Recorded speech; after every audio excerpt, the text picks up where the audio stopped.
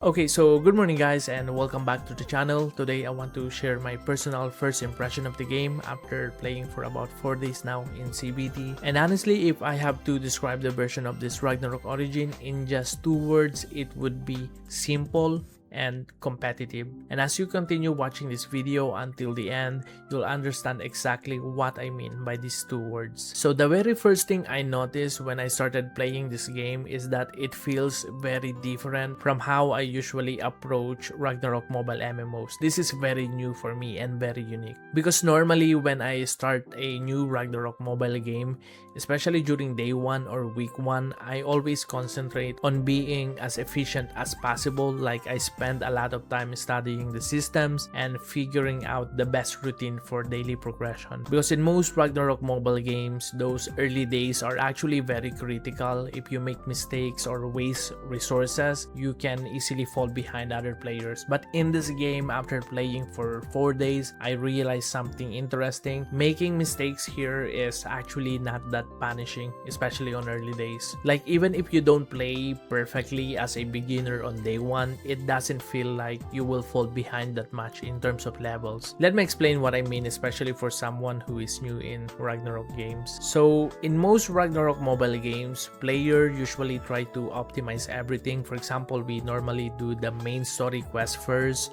so that our level becomes higher before we start our AFK farming, because that way we gain more experience. You know, those small efficiency tricks that many Ragnarok players like to do. But here in this game, based on my experience so far, that kind of optimization doesn't seem to be that super important anymore.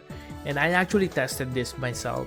I created 2 different characters and playing them now in 2 completely different ways. For the first character, I follow the usual route that most players take.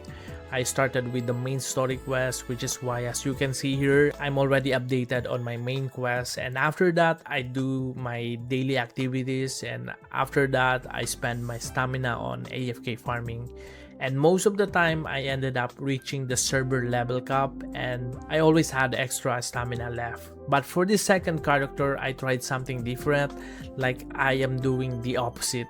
Instead of doing quests first, I always start the day by spending my stamina immediately without touching the main story or dailies. And the crazy thing here, guys, is just by spending stamina alone, I was still able to reach the server level cap for the day. That's why if you look at my screen right now, you can see that I still have some main story quests that I haven't completed yet. And actually this quest has been here since day 2, and after that I stopped doing this main story quest completely. Now it's already day 4, but you can see I can still reach the server level cap. So what this tells me is that when it comes to level progression, the game gives you a lot of extra room. Like no matter which route you take, you will most likely end up around the same level as everyone else. And because of that, I feel like leveling itself is not really the main competition in the game, especially during the early days. So you don't really need to pressure yourself trying to stay ahead of other players, because at the end of the day, most players will end up at the same level.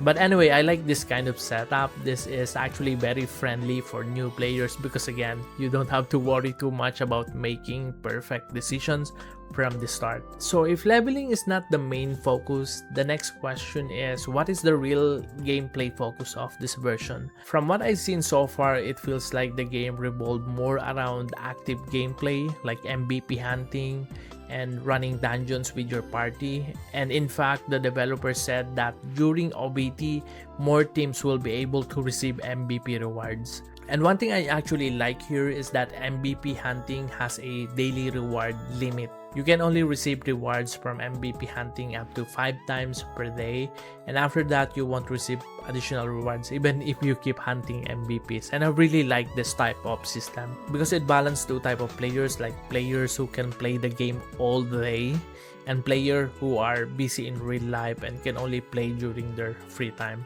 And guys, on top of that system, another good feature here is something called daily retrieval. For example, if you miss doing your MVP hunts for the day, you can actually retrieve the rewards later by spending some Eden coins, and you can store this up to 2 days. So again, this game is quite forgiving even if you miss some daily activities. Now, another reason why I describe this game as simple is because of the gear system.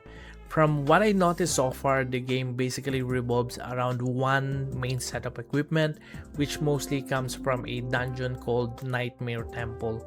And I unlocked this dungeon around day 2, and honestly it was quite difficult at first, so I think during CBT, this dungeon might actually be a big challenge for players in the early days. But the important thing here is that most of your main gear will come from this dungeon.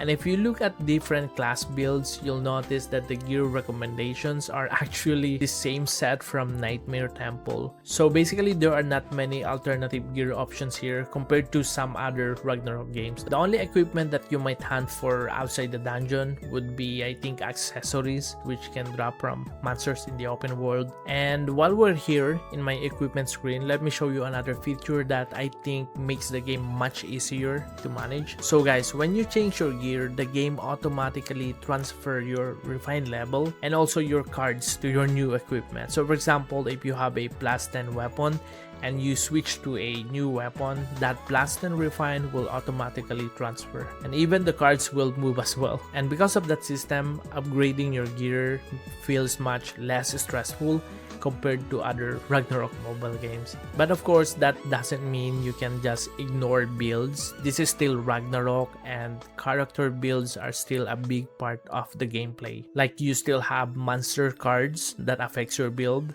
There are also other systems that you need to develop. For example, there's this system called Feather, which you can progress by doing certain type of dungeons. There are also Divine Armament, which gives additional character effects and build options. But to be honest guys, this system is actually quite new for me. But for players who play the global version of Ragnarok Origin, I'm sure this might already be familiar. And from what I heard from some of those players, systems like Divine Armament were originally endgame content in the global version.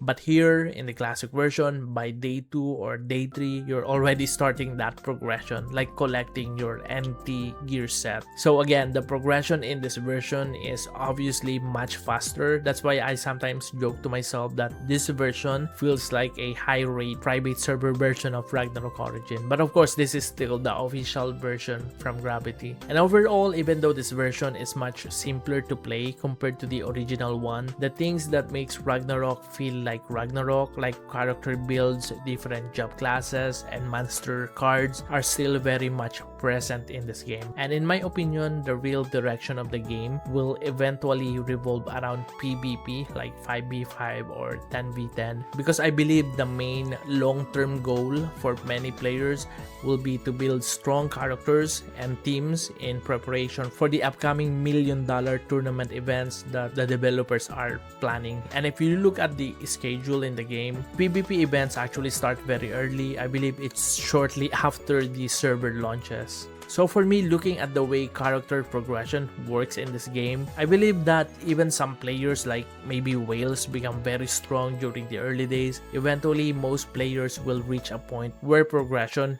becomes same or similar. And at that stage, the real difference will now come from build experimentation, team composition, and player skill in PvP. And that's exactly why I describe this game in 2 words: simple but competitive.